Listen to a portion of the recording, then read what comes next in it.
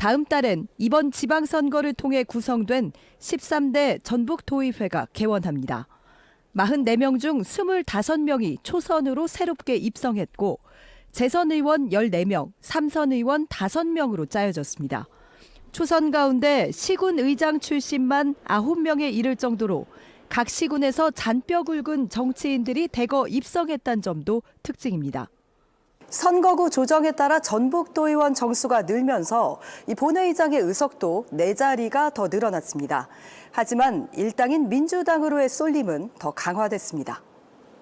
차기 전북도의원 전체 44명 가운데 민주당은 42명, 지역구 38석을 싹쓸이한 데 이어 비례대표 6석 중 4석까지 차지한 결과인데 나머지 비례대표 2석을 국민의힘과 조국혁신당이 각각 1석씩 겨우 가져갔습니다.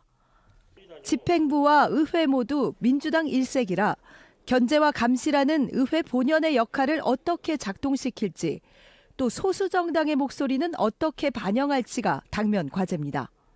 임기가 시작하면 제일 먼저 저는 사업 계획서와 예산서를 꼼꼼하게 살펴볼 생각입니다. 당연히 집행부 발목 잡기 식은 아니고요.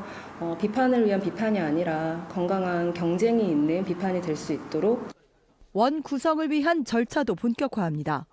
도의회는 다음 달 1일 개원과 함께 의장단과 상임위원장단 선출을 위한 원포인트 임시회를 엽니다.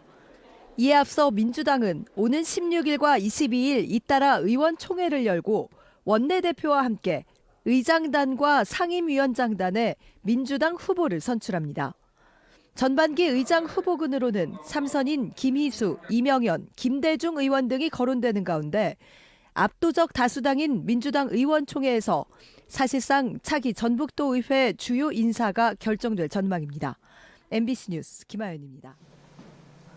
전주시민 여러분, 무능하고 부패한 전주시의회를 개혁하기 위해 회초리를 들어주십시오.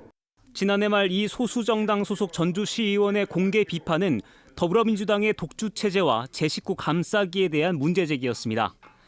민주당 의원들은 그런데 해당 발언을 문제 삼아 징계 절차에 착수했고 의회 안팎에선 다수당이 힘을 앞세운다는 비판이 나왔습니다.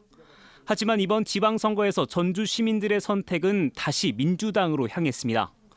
현재보다 3석 줄었지만 전체 36석 가운데 26석을 차지하면서 새 의회에서도 단독 과반을 훌쩍 넘는 의석수를 확보한 것입니다. 그래도 이렇다 할 변화가 아예 없는 건 아닙니다. 전체 의석수의 3분의 1가량인 13명의 2030 청년 정치인들이 당선되면서 젊어진 시의회로의 변화를 예고하고 있습니다. 청년 의원이 배 가까이 늘어난 건데 특정 정당의 독주 구도 속에서 이들이 얼마나 독자적인 목소리를 낼 수 있을지가 관심입니다. 집행부에 대한 견제도 저는 사실은 이제 당을 가리지 않고서라도 무조건 해야 되는 부분이라고 생각을 하고요. 진짜 청년들이 바라는 전주시를 이제는 분명하게 만들어가야 된다고. 원내 구성에도 변화가 생겼습니다. 국민의힘과 정의당이 자치를 감췄지만 조국혁신당이 5석을 확보하며 단숨에 원내 제2당으로 올라선 것입니다.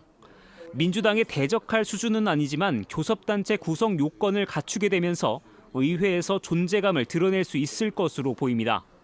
견제와 경쟁을 위해서라도 저희가 상임위원장, 그다음에 부의장, 의장 관련해서 민주당과 한번 논의를 해야 하지 않을까 싶습니다.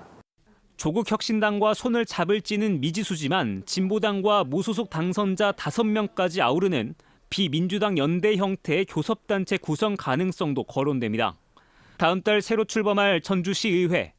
원 구성의 미묘한 차이가 관행이라는 이름으로 수십 년간 의회를 장악했던 힘의 논리에 변화를 줄 수 있을지에 관심이 모아지고 있습니다.